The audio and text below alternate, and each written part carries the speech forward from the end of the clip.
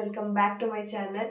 ಇಷ್ಟು ದಿನ ಯಾಕೆ ವಿಡಿಯೋ ಮಾಡಿಲ್ಲ ಅಂತ ಕೇಳೋದಾದರೆ, ನನಗೆ ತುಂಬಾ ಹೆಲ್ತ್ ಇಶ್ಯೂಸ್ ಇತ್ತು ಡೆಲಿವರಿ ಆದಮೇಲೆ. ಹಾಗಾಗಿ ನನಗೆ ವಿಡಿಯೋ ಮಾಡೋಕ್ಕಾಗಲಿಲ್ಲ. ನಾನು ಒಬ್ಬಳೇ ಇದ್ದೆ, ಹಾಗಾಗಿ ಸ್ವಲ್ಪ ನನಗೆ ಕಷ್ಟ ಆಯಿತು ವಿಡಿಯೋ ಮಾಡೋದು. ಇವಾಗ ಸ್ವಲ್ಪ ನಂದು ಕೂಡ ಹೆಲ್ತ್ ಪರವಾಗಿಲ್ಲ, ಹಾಗಾಗಿ ನಾನು ಸ್ವಲ್ಪ ರೆಸ್ಟ್ ತೊಗೊಂಡು ಮಾಡೋಣ ಅಂತ ಹೇಳಿ ಎಲ್ಲಾನು ಸ್ಟಾಪ್ ಮಾಡಿದ್ದೆ. ಸೊ ಇವಾಗ ಮತ್ತೆ ಮಾಡೋಣ ಅಂತ ಹೇಳಿ ಮಾಡ್ತಾ ಇದ್ದೀನಿ. ಸೊ ನಾನು ಇವತ್ತಿನ ಈ ವಿಡಿಯೋದಲ್ಲಿ 5 ರಿಂದ 7 ತಿಂಗಳ ಮಗುಗೆ ಯಾವ ರೀತಿ ಫುಡ್ಡನ್ನು ಕೊಡ್ಬೋದು, ಹಾಗೆ ಎಷ್ಟು ಪ್ರಮಾಣದಲ್ಲಿ ಕೊಡ್ಬೋದು, ಹಾಗೆ ಏನೇನು ಕೊಡ್ಬೋದು ಏನೇನು ಕೊಡಬಾರ್ದು ಅಂತ ಹೇಳಿ ನಾನು ತೋರಿಸ್ಕೊಡ್ತೀನಿ. ಪ್ರೆಸೆಂಟ್ ನನ್ನ ಮಗುಗೆ ಇವಾಗ 6 ಮಂತ್ಸ್ ನಡೀತಾ ಇದೆ. ಸೊ ಹಾಗಾಗಿ ನಾನು ಅವನಿಗೆ ಸ್ಯಾಲಿಡ್ ಫುಡ್ನ ಸ್ಟಾರ್ಟ್ ಮಾಡಿರೋದ್ರಿಂದ ಸೊ ಅದನ್ನು ನಿಮ್ಮ ಜೊತೆನೂ ಕೂಡ ಶೇರ್ ಮಾಡೋಣ ಅಂತ ಹೇಳಿ ವಿಡಿಯೋನ ಮಾಡ್ಕೊಳ್ತಾ ಇದ್ದೀನಿ. ಮೊದಲನೇದಾಗಿ ನಾನು ಹೇಳೋದಾದರೆ, ನನ್ನ ಮಗುಗೆ ನಾನು 5 ತಿಂಗಳು ಇರುವಾಗಲೇ ನಾನು ಸ್ಯಾಲಿಡ್ ಫುಡ್ನ ಸ್ಟಾರ್ಟ್ ಮಾಡಿದೆ. ಎಲ್ಲರೂ ಹೇಳೋ ಥರ 6 ಮಂತ್ಸ್ ಕಂಪ್ಲೀಟ್ ಆದಮೇಲೆ ಇಲ್ಲ 6 ಮಂತ್ಸ್ ಸ್ಟಾರ್ಟ್ ಆದಮೇಲೆ ಕೊಡಿ ಅಂತ ಹೇಳ್ತಾರೆ. ಬಟ್ ನಾನು 5ನೇ ತಿಂಗಳಿಂದನೇ ಶುರು ಮಾಡಿದ್ದೀನಿ. 5ನೇ ತಿಂಗಳಿಂದ ಕೊಡೋದ್ರಿಂದ ಯಾವುದೇ ರೀತಿ ಸಮಸ್ಯೆ ಆಗಲ್ಲ. ಆದರೆ ಕೆಲವು ಮಕ್ಕಳಿಗೆ ಸಮಸ್ಯೆ ಆಗ್ಬೋದು, ಬಟ್ ನನ್ನ ದೊಡ್ಡ ಮಗನಿಗೂ ಕೂಡ ಯಾವುದೇ ರೀತಿ ಸಮಸ್ಯೆ ಆಗಿಲ್ಲ. ಈ ಮಗುಗೂ ಕೂಡ ಯಾವುದೇ ರೀತಿ ಸಮಸ್ಯೆ ಆಗಿಲ್ಲ. ಹಾಗಾಗಿ ನಾನು ಹೇಳ್ತಾ ಇದ್ದೀನಿ, ನೀವು ಕೊಟ್ಟು ನೋಡಿ ನಿಮ್ಮ ಮಗುಗೆ 5 ಮಂತ್ಸ್ ಇರುವಾಗ. ಏನಾದರೂ ಸಮಸ್ಯೆ ಆದರೆ ಖಂಡಿತವಾಗ್ಲೂ ಕೊಡೋದಕ್ಕೆ ಹೋಗಬೇಡಿ. ಡಾಕ್ಟರ್ನ ಸಜೆಷನ್ ತಗೊಂಡು ನೀವು ಕಂಟಿನ್ಯೂ ಮಾಡಿ. ಸೊ ನನ್ನ ಮಗುಗೆ ಕೊಟ್ಟಿರೋದು ಯಾವುದೇ ರೀತಿ ಸಮಸ್ಯೆ ಆಗಿಲ್ಲ, ಹಾಗಾಗಿ ನಾನು ಈ ವಿಡಿಯೋನ ಶೇರ್ ಮಾಡ್ಕೊಳ್ತಾ ಇದ್ದೀನಿ. ನಾನು 4 ತಿಂಗಳು ಕಂಪ್ಲೀಟ್ ಆಗಿ ನನ್ನ ಮಗುಗೆ 15 ಡೇಸ್ ಆದಮೇಲೆ, ಅಂದರೆ 4.5 ತಿಂಗಳಿಂದ ಶುರು ಮಾಡಿದ್ದೀನಿ. ಸೊ ನಾನು ಇವತ್ತು ತೋರಿಸುವಂತಹ ಸರಿ ಪೌಡರ್ನ ನಾನು ಮನೆಯಲ್ಲೇ ಮಾಡಿಕೊಂಡು ಅವನಿಗೆ 1 ಟೀ ಸ್ಪೂನಷ್ಟು ಕೊಡ್ತಾ ಇದ್ದೆ. 4ನೇ ತಿಂಗಳು ಅಂದರೆ 5ನೇ ತಿಂಗಳು ಇರುವಾಗ ಜಾಸ್ತಿ ಪ್ರಮಾಣದಲ್ಲಿ ಕೊಡಬಾರ್ದು ಮಕ್ಕಳಿಗೆ. 1 ಟೀ ಸ್ಪೂನಷ್ಟೇ ಕೊಡ್ತಾ ಇದ್ದಿದ್ದು ನಾನು ಒಂದು ಟೈಮು. ಯಾಕೆ ಅಂತ ಹೇಳಿದರೆ ಅವ್ರಿಗೆ ಸ್ವಲ್ಪ ಅಡ್ಜಸ್ಟ್ ಆಗ್ತಾ ಬರುತ್ತೆ, ಮತ್ತು ಅವ್ರಿಗೂ ಕೂಡ ಇಷ್ಟ ಆಗುತ್ತೆ ಅಂತ ಹೇಳಿ ಕೊಡ್ತಾ ಇದ್ದೆ. ಸೊ ಅದಾದಮೇಲೆ 5 ಮಂತ್ಸ್ ಕಂಪ್ಲೀಟ್ ಆಗಿ 6 ಮಂತ್ಸಿಗೆ ಬರುವಾಗ ಅವನಿಗೆ ನಾನು 2 ಟೀ ಸ್ಪೂನಷ್ಟು ನಾನು ಅದನ್ನು ಕೊಡ್ತಾ ಬಂದೆ. ತುಂಬಾ ಚೆನ್ನಾಗಿ ಅವನು ಕೂಡ ತಿಂತಾನೆ. ಯಾವುದೇ ರೀತಿ ಸಮಸ್ಯೆ ಆಗಿಲ್ಲ ಅವನಿಗೆ. ಮೋಷನ್ ಸಮಸ್ಯೆ ಇರ್ಬೋದು, ಹೊಟ್ಟೆ ನೋವು ಇರ್ಬೋದು, ಯಾವುದೂ ಕೂಡ ಆಗಿಲ್ಲ. ತುಂಬ ಆರಾಮಾಗಿದ್ದಾನೆ. ಮತ್ತು ಅದನ್ನು ಯಾವ ರೀತಿ ಯಾವ ಕನ್ಸಿಸ್ಟೆನ್ಸಿಲಿ ಇರಬೇಕು, ಅದು ಎಷ್ಟು ಪ್ರಮಾಣದಲ್ಲಿ ಕೊಡಬೇಕು ಅಂತ ಹೇಳಿ ನಾನು ಈ ವಿಡಿಯೋದಲ್ಲಿ ತೋರಿಸ್ಕೊಡ್ತೀನಿ. ಹಾಗೆ ನೀವು 7 ಮಂತ್ಸು 6 ಮಂತ್ಸ್ ಇರುವಾಗ ಇದೇ ರೀತಿ ಫುಡ್ಡನ್ನು ಫಾಲೋ ಮಾಡಿ, ನಿಮ್ಮ ಮಗುಗೆ ಯಾವುದೇ ರೀತಿ ಸಮಸ್ಯೆ ಆಗಲ್ಲ. ನಾನು ಕೂಡ ಇದೇ ರೀತಿ ಫುಡ್ಡನ್ನು ಫಾಲೋ ಮಾಡ್ತಾ ಇದ್ದೀನಿ. ನನ್ನ ಮಗುಗೆ ಇದುವರೆಗೂ ಯಾವುದೇ ರೀತಿ ಸಮಸ್ಯೆ ಆಗಿಲ್ಲ, ಹಾಗಾಗಿ ನಾನು ಈ ವಿಡಿಯೋನ ಶೇರ್ ಮಾಡ್ತಾ ಇದ್ದೀನಿ. 6 ಮಂತ್ಸ್ ಸ್ಟಾರ್ಟ್ ಆದಮೇಲೆ ನಾನು 2 ಟೀ ಸ್ಪೂನಷ್ಟು ಕೊಡೋದಕ್ಕೆ ಶುರು ಮಾಡಿದೆ. ಅದಾದಮೇಲೆ ನಾನು ಮಗುಗೆ ಸ್ವಲ್ಪ ಬಾಳೆಹಣ್ಣು ಇದನ್ನೆಲ್ಲ ಸ್ನ್ಯಾಕ್ಸ್ ಥರ ಕೊಡೋದಕ್ಕೆ ಶುರು ಮಾಡಿದ್ದೀನಿ. ಅವನಿಗೂ ತುಂಬ ಚೆನ್ನಾಗಿ ತಿಂತಾನೆ. ನಾನು ನೆಕ್ಸ್ಟ್ ವಿಡಿಯೋಗಳಲ್ಲಿ ನನ್ನ ಮಗುಗೆ ಏನೇನು ಕೊಡ್ತಾ ಬರ್ತೀನಿ ಅಂತ ಹೇಳಿ ತೋರಿಸ್ಕೊಡ್ತೀನಿ. ನಿಮ್ಮ ಫ್ರೆಂಡ್ಸ್ ಅಥವಾ ಫ್ಯಾಮಿಲಿ ಅಥವಾ ನಿಮಗೇನೆ ಈ ವಿಡಿಯೋ ಇಂಪಾರ್ಟೆಂಟ್ ಇದ್ದರೆ, ಇಲ್ಲ ನಿಮ್ಮ ವಿಡಿಯೋ ಹೆಲ್ಪ್ಫುಲ್ ಅನಿಸಿದ್ರೆ ನೀವು ಶೇರ್ ಮಾಡ್ಬೋದು. ಹಾಗೆ ಫಾಲೋ ಕೂಡ ಮಾಡಿ. ನಿಮ್ಮ ಫ್ರೆಂಡ್ಸ್ ಫ್ಯಾಮಿಲಿ ಜೊತೆ ಶೇರ್ ಮಾಡಿ ಸಪೋರ್ಟ್ ಮಾಡೋದು ಮಾತ್ರ ಮರಿಬೇಡಿ. ಹಾಗೆ ಇಷ್ಟ ಆಗಿದ್ರೆ ಒಂದು ಲೈಕ್ ಬಟನ್ನ ಕ್ಲಿಕ್ ಮಾಡಿ, ನನಗೂ ಕೂಡ ಮೋಟಿವೇಶನ್ ಸಿಗುತ್ತೆ ನೆಕ್ಸ್ಟ್ ವಿಡಿಯೋನ ಮಾಡೋದಕ್ಕೆ. ಸೊ ಹಾಗೆ ನಾನು 6 ಮಂತ್ಸಲ್ಲಿ ಇರುವಾಗ 2 ಟೀ ಸ್ಪೂನಷ್ಟು ಕೊಡ್ತಾ ಇದ್ದೆ. 7 ಮಂತ್ಸಿಗೆ ಬರೋ ಅಷ್ಟೊತ್ತಿಗೆ ನಾವು ಅದನ್ನು 3 ಅಥವಾ 4 ಟೀ ಸ್ಪೂನಷ್ಟು ಕೊಡ್ತಾ ಬರ್ಬೋದು, ಏನೂ ಸಮಸ್ಯೆ ಆಗಲ್ಲ. ಹಾಗೆ ದಿನೇ ನಾವು ಮಗುಗೆ ಆಹಾರನ ಜಾಸ್ತಿ ಮಾಡಬೇಕು, ಒಂದೇ ಸಲ ಕೊಡಬಾರ್ದು. ಆಮೇಲೆ ಇನ್ನೊಂದು ಇಂಪಾರ್ಟೆಂಟ್ ವಿಷಯ ಏನಂತ ಹೇಳಿದ್ರೆ, ನಾವು ಮಗುಗೆ ಒಂದು ದಿನಕ್ಕೆ ಒಂದೇ ಟೈಮ್ ಊಟನ ಕೊಡಬೇಕು 7 ತಿಂಗಳು ಕಂಪ್ಲೀಟ್ ಆಗೋವರೆಗೂ. ಮಧ್ಯಾಹ್ನ ರಾತ್ರಿ ಈ ಥರ ಎಲ್ಲ ಕೊಡಬಾರ್ದು. ಆ ರೀತಿ ಕೊಡೋದ್ರಿಂದನೇ ಮಕ್ಕಳಿಗೆ ಮೋಷನ್ ಟೈಟ್ ಆಗಿ ಮೋಷನ್ ಹೋಗದೆ ಇರೋವಂಥದ್ದು ಅದೆಲ್ಲ ಆಗುತ್ತೆ. ನೀವು ಒಂದು ದಿನಕ್ಕೆ ಒಂದು ಟೈಮ್ ಅಷ್ಟೇ ಕೊಡಬೇಕು 7 ತಿಂಗಳು ಕಂಪ್ಲೀಟ್ ಆಗೋವರೆಗೂ. ನೀವು ನಿಮ್ಮ ಮಗು 7 ತಿಂಗಳು ಇದೆ ಅಂತ ಅಂದಾಗ ನಿಮ್ಮ ಮಗುಗೆ ನೀವು ಒಂದು ಊಟ ಒಂದು ಸ್ನ್ಯಾಕ್ಸ್ನ ಕೊಡ್ತಾ ಬನ್ನಿ. ಅಂದರೆ ಸ್ನ್ಯಾಕ್ಸ್ ಅಂತ ಹೇಳಿದರೆ ಏಲಕ್ಕಿ ಬಾಳೆಹಣ್ಣು ಇರ್ಬೋದು, ಅಥವಾ ಕ್ಯಾರೆಟ್ ಪ್ಯೂರಿ ಇರ್ಬೋದು, ಅಥವಾ ತರಕಾರಿಗಳನ್ನ ಸ್ಮ್ಯಾಶ್ ಮಾಡಿ ಪ್ಯೂರಿ ಥರ ಮಾಡಿ ಕೊಡ್ಬೋದು, ಮತ್ತು ಸಿಹಿ ಪೊಟೊಟ ಕೊಡ್ಬೋದು, ಮರಸೇಬು ಕೊಡ್ಬೋದು. ಈ ರೀತಿ ಕೊಡ್ತಾ ಬರೋದ್ರಿಂದ ಅವ್ರಿಗೆ ಯಾವುದೇ ರೀತಿ ಸಮಸ್ಯೆ ಆಗಲ್ಲ. ನಿಮ್ಮ ಮಗುಗೆ 7 ಮಂತ್ಸ್ ಇದೆ ಅನ್ನೋವಾಗ ನೀವು ಒಂದು ಊಟ ಒಂದು ಸ್ನ್ಯಾಕ್ಸ್ನ ಕೊಡ್ತಾ ಬರಬೇಕು. ಹೀಗೆ ದಿನೇ ನೀವು ಊಟದ ಪ್ರಮಾಣವನ್ನು ಜಾಸ್ತಿ ಮಾಡಬೇಕು, ಒಂದೇ ಸಲ ಕೊಡಬಾರ್ದು. ಹಾಗೆ ನೀವು ಯಾವುದೇ ಸರಿ ತಿನ್ನಿಸಿದ ಮೇಲೆ ಒಂದು ಸ್ಪೂನಷ್ಟು, 1 ಟೇಬಲ್ ಸ್ಪೂನಷ್ಟು ನೀರನ್ನು ಕುಡಿಸ್ತಾ ಬನ್ನಿ. ನೀವು ಸರಿನ ಶುರು ಮಾಡಿದ್ದೀರಾ ಅಂದರೆ ಮಗುಗೆ ಖಂಡಿತವಾಗ್ಲೂ ನೀರನ್ನ ಕೊಡಬೇಕು. ಹಾಗೆ ಜಾಸ್ತಿ ಪ್ರಮಾಣದಲ್ಲೂ ಕೂಡ ಮಗುಗೆ ಇವಾಗ ಪ್ರೆಸೆಂಟ್ ನನ್ನ ಮಗುಗೆ 6 ಮಂತ್ಸ್ ಇದೆ. ನಾನು 5 ಮಂತ್ಸಿಂದನೇ ತಿನ್ನಿಸ್ತಾ ಇದ್ದೀನಿ. ಅವನಿಗೆ ಯಾವುದೇ ರೀತಿ ಸಮಸ್ಯೆ ಆಗಿಲ್ಲ.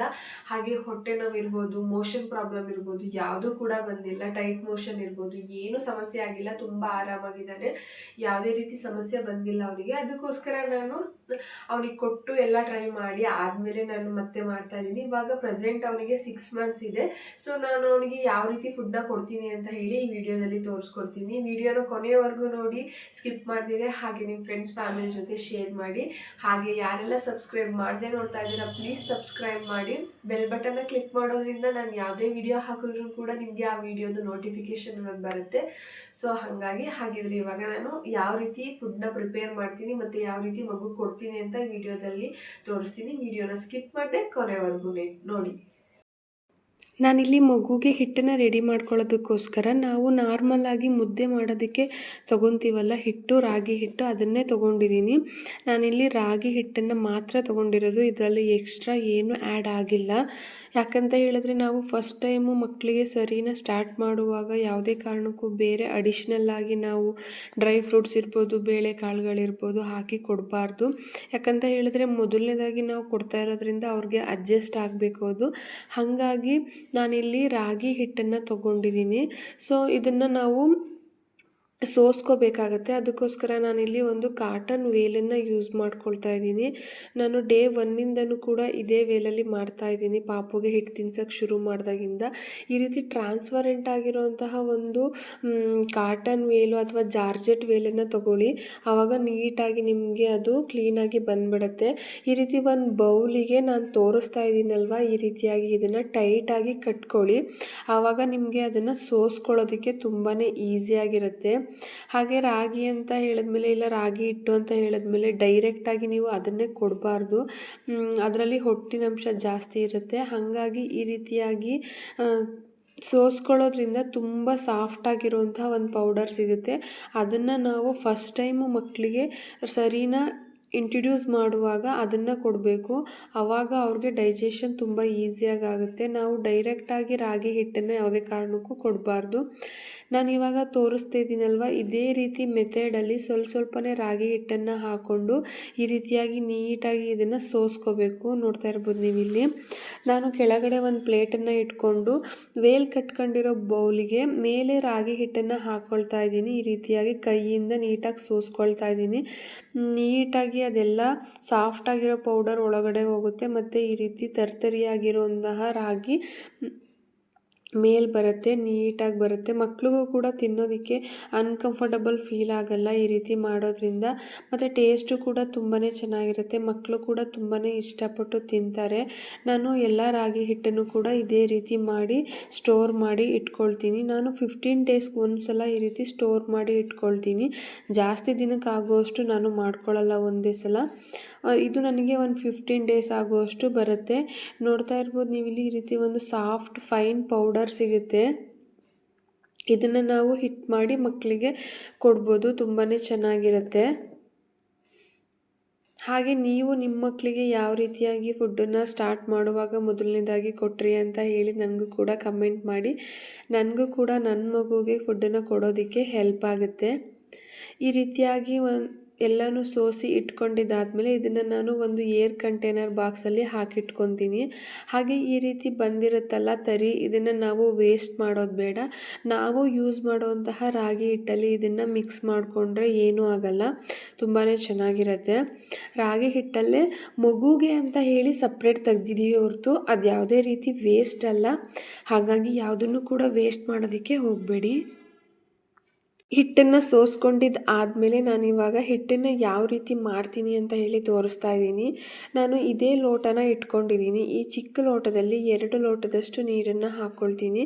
ನಾವು ಒಂದು ಸಲ ಅಳತೆ ಮಾಡಿ ಇಟ್ಕೊಂಡ್ರೆ ಯಾವುದೇ ರೀತಿ ಹಿಟ್ಟು ಗಂಟಾಗೋದಾಗಲಿ ಏನೂ ಆಗಲ್ಲ, ತುಂಬಾ ಚೆನ್ನಾಗಿ ಬರುತ್ತೆ. ಆ ಲೋಟದಲ್ಲಿ ನಾನು 2 ಲೋಟ ನೀರನ್ನು ಹಾಕ್ಕೊಂಡು 1.5 ಸ್ಪೂನಷ್ಟು ನಾನಿಲ್ಲಿ ಸೋಸಿ ಇಟ್ಕೊಂಡಿರುವಂತಹ ರಾಗಿ ಹಿಟ್ಟನ್ನು ಹಾಕ್ಕೊಳ್ತಾ ಇದ್ದೀನಿ. ಹಾಕ್ಕೊಂಡಿದ್ದು ಆದಮೇಲೆ ಕೈ ಬಿಡದೇ ಇರೋ ರೀತಿ ಅದನ್ನು ತಿರುಗಿಸ್ತಾನೆ ಇರಬೇಕು, ಆವಾಗ ಗಂಟಾಗಲ್ಲ. ಈ ರೀತಿಯಾಗಿ ತುಂಬಾ ಚೆನ್ನಾಗಿ ಬರುತ್ತೆ.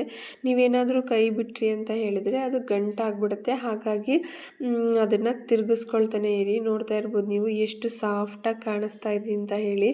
ಮಕ್ಳಿಗೂ ಕೂಡ ತುಂಬಾ ಇಷ್ಟ ಆಗುತ್ತೆ, ತುಂಬಾ ಟೇಸ್ಟಿಯಾಗೂ ಕೂಡ ಇರುತ್ತೆ. ಹಾಗೆ ಇದನ್ನು ಮಾಡುವಾಗ ಹೈ ಫ್ಲೇಮಲ್ಲಿ ಇಟ್ಕೊಂಡು ಮಾಡಬಾರ್ದು, ಮೀಡಿಯಮ್ ಟು ಲೋ ಫ್ಲೇಮಲ್ಲಿ ಇಟ್ಕೊಂಡೇ ಮಾಡಬೇಕು. ನೀವೇನಾದರೂ ಹೈ ಫ್ಲೇಮಲ್ಲಿ ಇಟ್ಕೊಂಡು ಮಾಡಿದ್ರೆ ಅದು ಬೇಗ ಗಟ್ಟಿಯಾಗಿಬಿಡುತ್ತೆ, ಅದು ಬೆಂದಿರಲ್ಲ, ಹಾಗೆ ಹಸಿಯಾಗಿ ಇರುತ್ತೆ. ಆವಾಗ ಮಕ್ಕಳಿಗೆ ಹೊಟ್ಟೆ ನೋವು ಬರೋ ಚಾನ್ಸಸ್ ಇರುತ್ತೆ. ಹಾಗಾಗಿ ಇದನ್ನು ಮೀಡಿಯಮ್ ಫ್ಲೇಮಲ್ಲೇ ಇಟ್ಕೊಂಡು ನಿಧಾನವಾಗಿ ಬೇಯಿಸ್ಕೊಬೇಕು. ನೋಡ್ತಾ ಇರ್ಬೋದು ಈ ರೀತಿ ಕನ್ಸಿಸ್ಟೆನ್ಸಿಲಿ ನೀವು ಬೇಯಿಸ್ಕೊಬೇಕು. ಸ್ವಲ್ಪ ತೆಳುವಾಗಿದ್ದರೆ ನಡೆಯುತ್ತೆ. ಯಾಕಂತ ಹೇಳಿದ್ರೆ ನಾವು ಬಿಸಿದನ್ನೇ ಮಗುಗೆ ತಿನ್ನಿಸಲ್ಲ, ಅದು ಆರಬೇಕಾಗತ್ತೆ. ಆರೋ ಅಷ್ಟರಲ್ಲಿ ನಾವು ಮಾಡಿರೋದಕ್ಕಿಂತ ಸ್ವಲ್ಪ ಗಟ್ಟಿಯಾಗಿಬಿಡುತ್ತೆ ಅದು. ಹಾಗಾಗಿ ನೀವು ಅದನ್ನು ನಾನಿಲ್ಲಿ ತೋರಿಸ್ತಾ ಇದ್ದೀನಲ್ಲ, ಈ ರೀತಿ ಕನ್ಸಿಸ್ಟೆನ್ಸಿಲಿ ಮಾಡ್ಕೊಳ್ಳಿ. ಅದು ಬರ್ತಾ ಬರ್ತಾ ಸ್ವಲ್ಪ ಗಟ್ಟಿಯಾಗಿರುತ್ತೆ. ಮಾಡ್ಕೊಂಡಿದ್ದು ಆದಮೇಲೆ ನಾನು ಇದನ್ನು ಒಂದು ಬೌಲ್ಗೆ ಹಾಕ್ಕೊಳ್ತಾ ಇದ್ದೀನಿ. ನಾನಿಲ್ಲಿ ಮಗುಗೆ ಹಿಟ್ಟು ತಿನ್ನೋದಕ್ಕೆ ಬೆಳ್ಳಿ ಬಟ್ಟಲನ್ನ ಯೂಸ್ ಮಾಡ್ತಾ ಇದ್ದೀನಿ. ಬೆಳ್ಳಿ ಬೌಲಲ್ಲಿ ತಿನ್ನಿಸೋದ್ರಿಂದ ರೋಗ ನಿರೋಧಕ ಶಕ್ತಿ ಜಾಸ್ತಿ ಆಗುತ್ತೆ ಮಕ್ಕಳಿಗೆ, ಹಾಗಾಗಿ ಬೆಳ್ಳಿ ಬಟ್ಟಲನ್ನು ಯೂಸ್ ಮಾಡೋದು. ಹಾಗೆ ನಾನು ಮಗುಗೆ ಹಿಟ್ಟನ್ನು ತಿನ್ನಿಸುವಾಗ ನಾನು ಮನೆಯಲ್ಲೇ ಮಾಡಿರೋವಂತಹ ತುಪ್ಪನ ಯೂಸ್ ಮಾಡ್ತಾ ಇದ್ದೀನಿ. ನೋಡ್ತಾ ಇರ್ಬೋದು ಅದು ತುಂಬ ಚಿಕ್ಕದಂಥ ಟೀ ಸ್ಪೂನ್, ಅದರಲ್ಲಿ 1 ಟೀ ಸ್ಪೂನ್ ಆಗುವಷ್ಟು ನಾನು ತುಪ್ಪನ ಯೂಸ್ ಮಾಡ್ತಾ ಇದ್ದೀನಿ. ತುಪ್ಪನ ಈ ರೀತಿಯಾಗಿ ನೀಟಾಗಿ ಅದಕ್ಕೆ ಮಿಕ್ಸ್ ಮಾಡಿ ಬೌಲಲ್ಲೇ ಬಿಡಬೇಕು. ಆವಾಗ ನೀಟಾಗಿ ಅದು ಹಿಟ್ಟಿಗೆಲ್ಲ ಆಗಿರುತ್ತೆ. ತುಂಬಾ ಟೇಸ್ಟಿಯಾಗೂ ಕೂಡ ಇರುತ್ತೆ ತುಪ್ಪನ ಹಾಕ್ಕೊಳ್ಳೋದ್ರಿಂದ. ಮತ್ತು ತುಪ್ಪನ ಹಾಕಿ ಮಕ್ಕಳಿಗೆ ರಾಗಿ ಸರನ ಕೊಡೋದ್ರಿಂದ ಮಕ್ಕಳಿಗೆ ಮೋಷನ್ ಪ್ರಾಬ್ಲಮ್ ಕೂಡ ಆಗಲ್ಲ. ಮಕ್ಕಳು ಸರಾಗವಾಗಿ ಟಾಯ್ಲೆಟ್ಗೆ ಹೋಗ್ತಾರೆ. ತುಂಬಾ ಹೆಲ್ತ್ಗೂ ಕೂಡ ಒಳ್ಳೆಯದು, ಅವರ ಬೆಳವಣಿಗೆಗೂ ಕೂಡ ತುಪ್ಪ ತುಂಬಾ ಹೆಲ್ಪ್ ಮಾಡುತ್ತೆ. ಹಾಗಾಗಿ ಈ ರೀತಿಯಾಗಿ ನೀವು ಕೂಡ ತುಪ್ಪನ ಕೊಡೋದಕ್ಕೆ ಸ್ಟಾರ್ಟ್ ಮಾಡಿ. ಹಾಗೆ ತುಪ್ಪನ ಕೊಡೋದ್ರಿಂದ ಕಫ ಆಗುತ್ತೆ, ಶೀತ ಆಗುತ್ತೆ ಅಂತ ಯಾವುದೇ ರೀತಿ ಇಲ್ಲ. ತುಪ್ಪನ ಕೊಡೋದ್ರಿಂದ ಯಾವುದೇ ರೀತಿಯಾದಂಥ ಕಫ ಶೀತ ಆಗೋದಿಲ್ಲ. ನೋಡ್ತಾ ಇರ್ಬೋದು ನೀವು, ಅದು ಆರಕ್ಕೆ ಇಟ್ಟಿದ್ದೀನಿ. ಆರಿದ ಮೇಲೆ ಈ ರೀತಿಯಾಗಿ ಗಟ್ಟಿಯಾಗುತ್ತೆ. ಸೊ ಹಾಗಾಗಿ ಇದು ಕರೆಕ್ಟ್ ಕನ್ಸಿಸ್ಟೆನ್ಸಿ. ಈ ರೀತಿ ನೀವು ಕೂಡ ನಿಮ್ಮ ಮಕ್ಕಳಿಗೆ ಕೊಡಿ, ಮಕ್ಕಳ ಬೆಳವಣಿಗೆ ತುಂಬಾ ಚೆನ್ನಾಗಿರುತ್ತೆ. ವಿಡಿಯೋನ ಕೊನೆ ತನಕ ನೋಡೋದಕ್ಕೆ ಥ್ಯಾಂಕ್ ಯು ಸೋ ಮಚ್.